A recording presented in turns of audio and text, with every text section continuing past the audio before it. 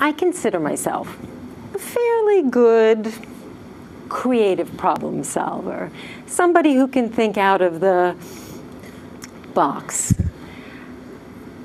Some of you might think of yourself that way too. But something happened last year that made me question my view of myself. I'll tell you what happened.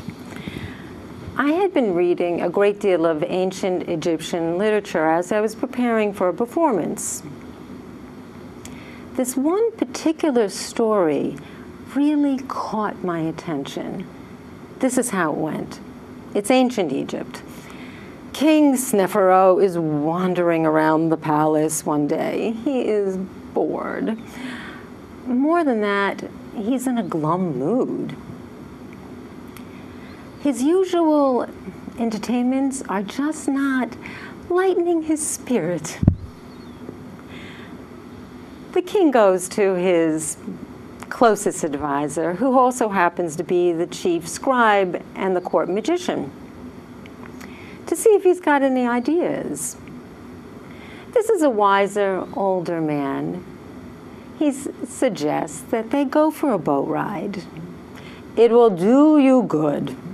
You'll be out in the fresh air, the sunshine. You'll hear the oars splashing in the water.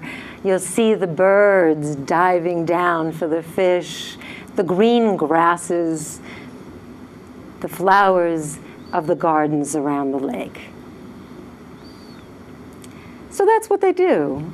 20 young women are gathered from the harem, and they have on their nicest beaded collars, earrings, and headbands on. They're rowing and singing along. The king is feeling better. It's working. Then the women stop rowing and singing along. What's happening? The king says. The women explained to him that the woman who was the lead stroke in the boat had stopped rowing because she had accidentally dropped her necklace in the lake.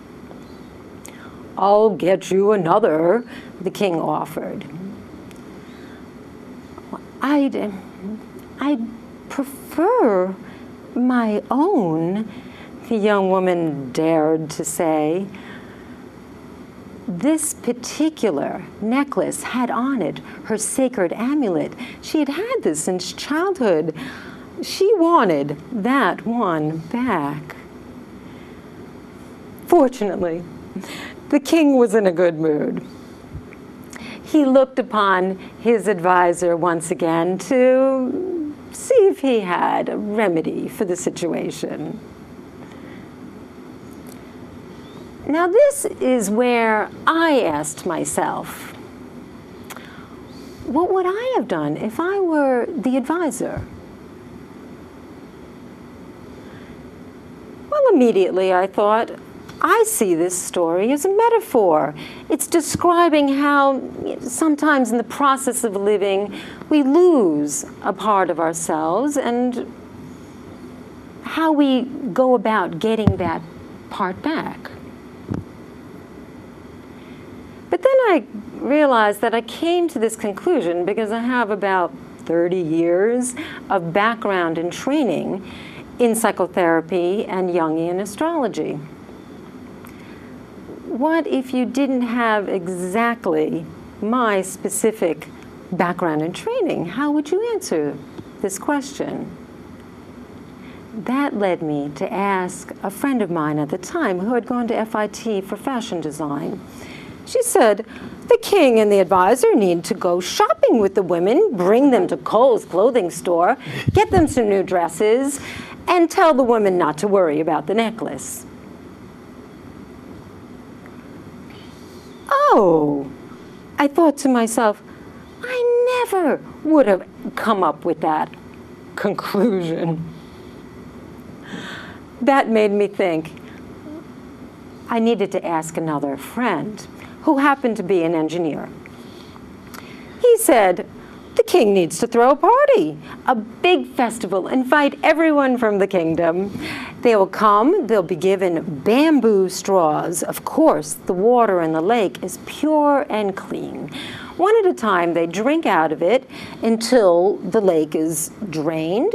The woman gets back her amulet, plus all the other items that have been lost over the time would be returned to their rightful owners. The feed stream for the lake would be released, and it filled back up again. Nope, I would not have come up with that solution either. I asked somebody else. She said, the king needs to have a diving contest.